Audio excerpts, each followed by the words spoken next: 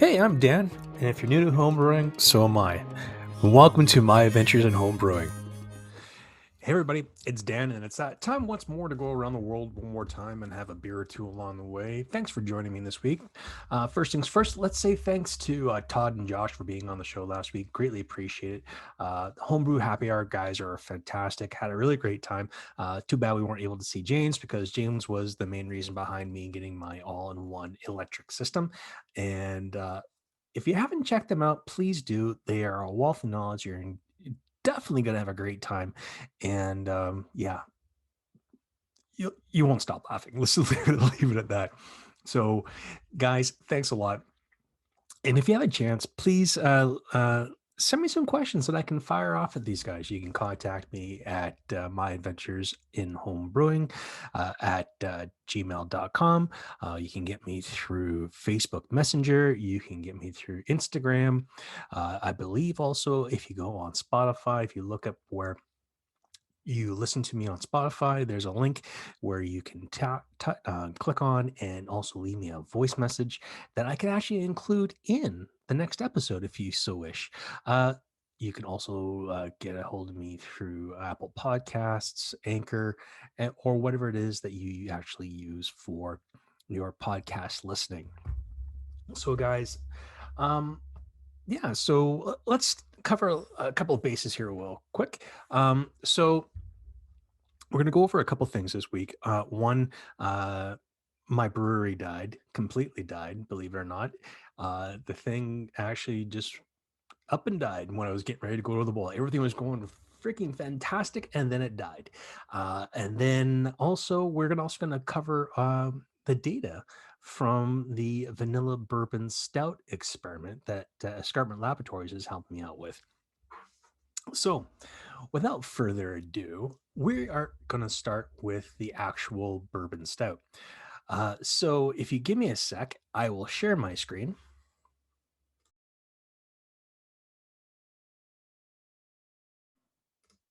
There we go. So, sorry about that. So as you can see here, here is the data for the vanilla bourbon stout. As you know, I use two different yeasts. I use the Irish ale yeast from Escarpment Laboratories, and over on the right, I use their Sterling yeast. I should have marked it in where it said beer, but I didn't. So as you can see, everything was pretty much consistent. So if you look at the current fermentation rate and things like that, everything was pretty much rolling along pretty well. Everything seems to be on par with each other. And also the ABVs are pretty much almost exactly the same. Only difference is if you look at the attenuation rates, it's only off by maybe what 10, 12, 10, maybe 0.3 of a degree. So not a whole hell of a lot. And then if you look up here where look at the standard gravities, the gravities are pretty much the same as well.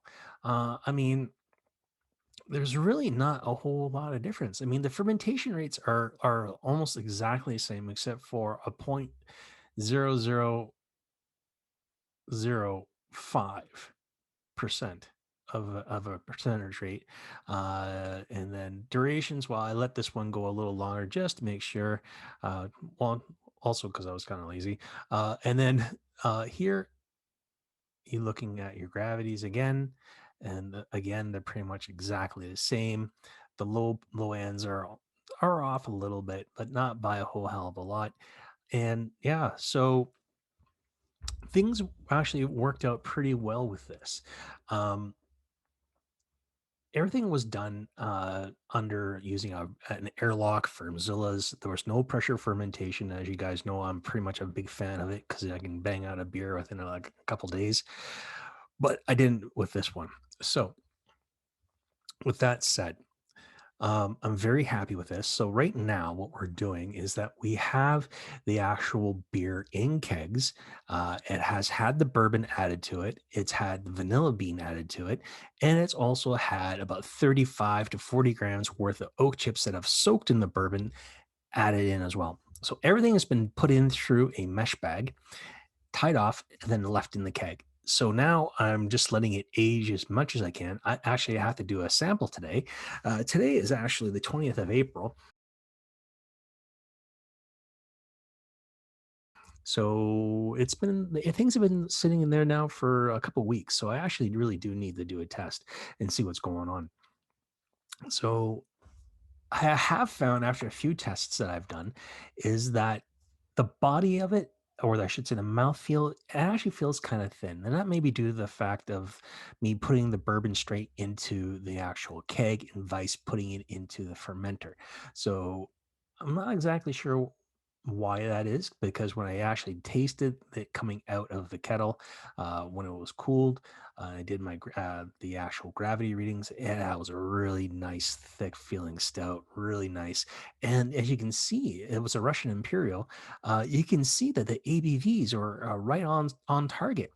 I have heard that people are saying the beer is going to be dry just because of the attenuation rate. I'm not finding that, to be honest.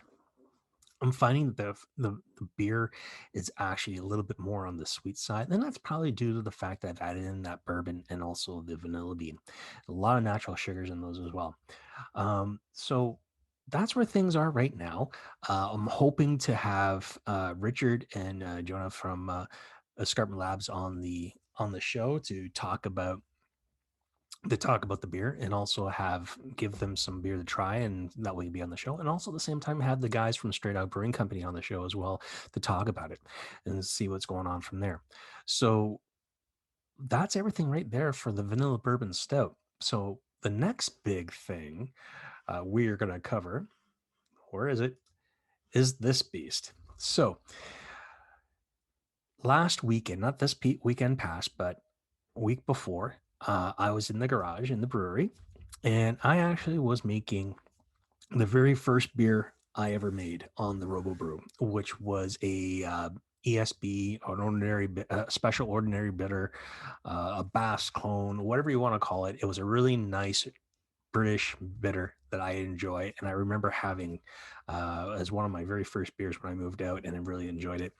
Um, so everything was going along really, really well. I was all the way through the mash, all the way through the sparge. Everything was going great. And then it came time for the boil.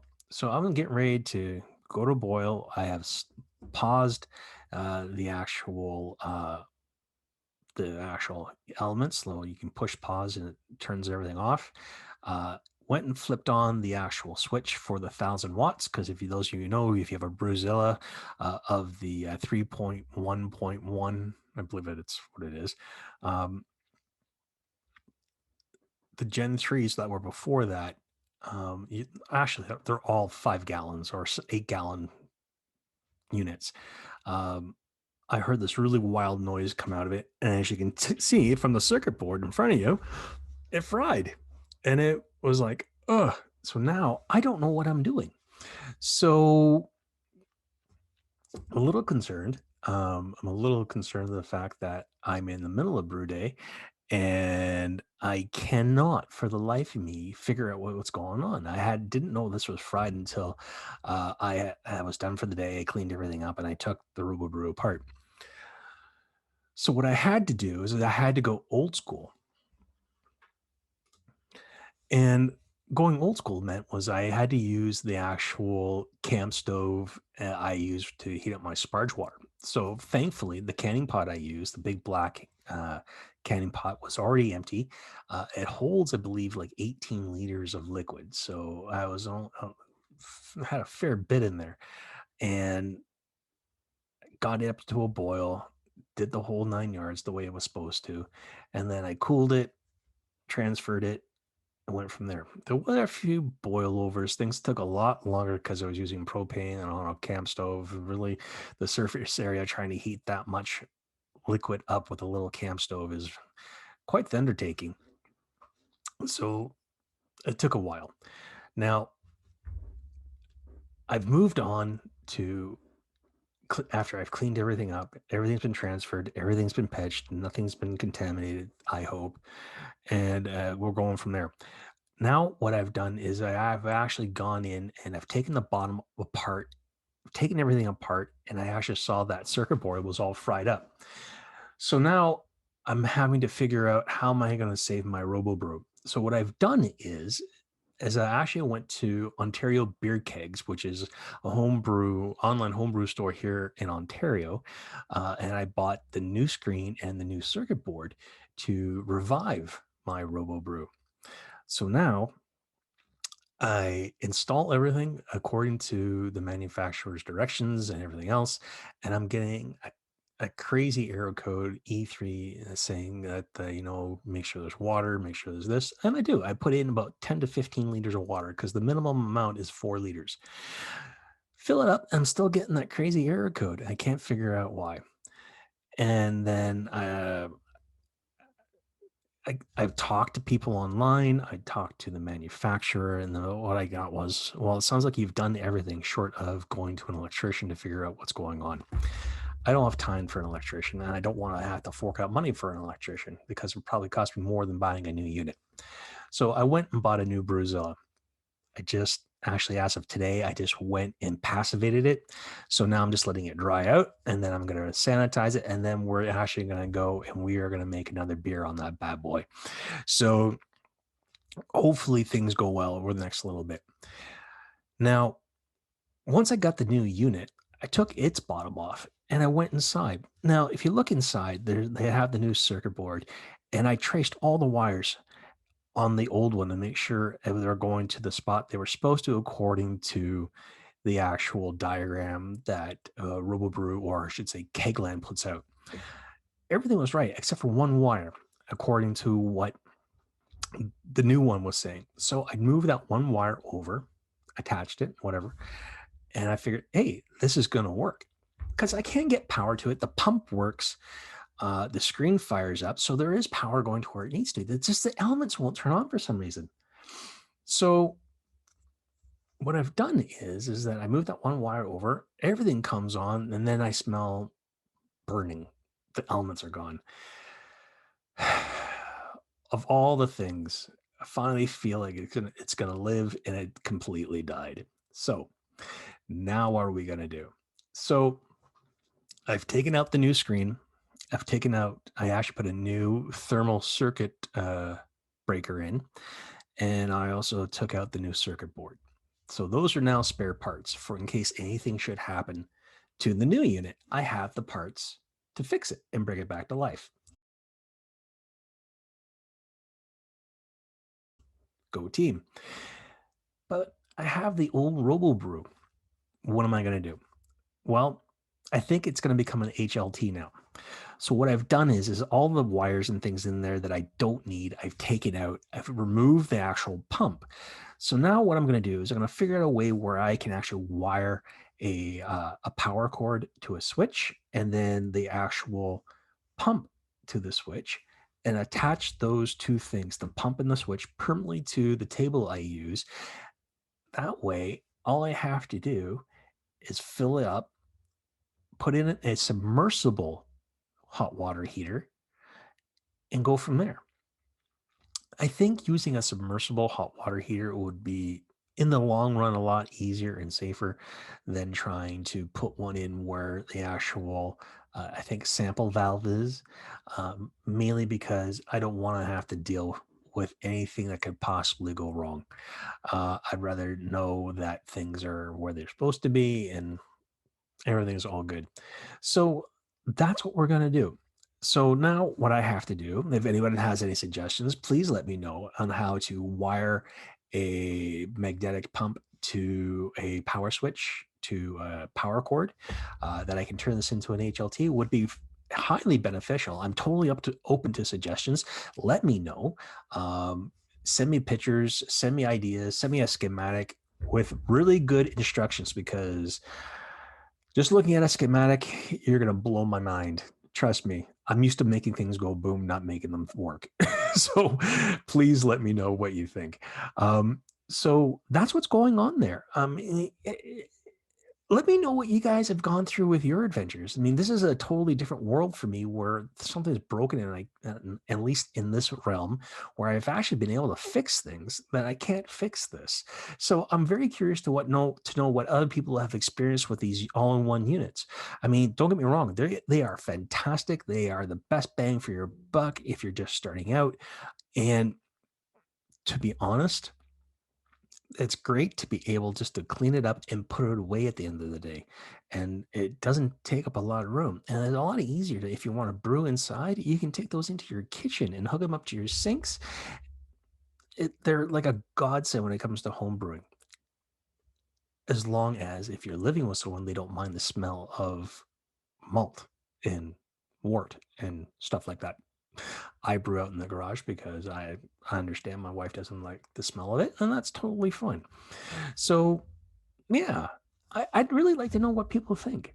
Um, I have had a lot of good suggestions from friends on Facebook, and thank you guys, especially Al and a few other guys from the members of Parliament and on the Aurora Brew Canada's user group on Facebook. I greatly appreciate it, and I'd be interested to know what other people think.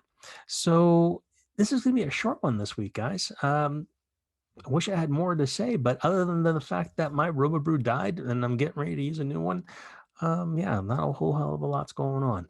I think the next one that we're going to do is probably going to be a Berliner Weiss. So I've ordered the wheat malt that I need and the hops and also the sour Philly that I'm going to use to make this beer. And it's probably going to go inside of a carboy.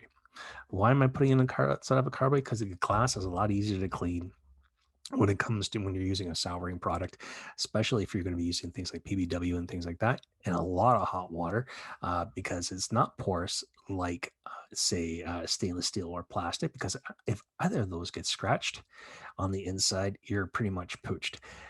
With the actual carboy, you can't get in with a hand, so there's nothing in there that can scratch it. So we'll see what happens. Anyway, guys, that's it for this week. It is a short one. So thanks for tuning in and having a beer or two along the way. Let me know what you think. Leave me a review. Leave me a comment. Also, check me out on YouTube because that's where some of these videos go as well. And if you follow me on YouTube, like, subscribe, and also leave me a comment because it goes forward to helping me know what's going on. Again, thanks a lot for coming along for the ride, and I'll see you on the other side.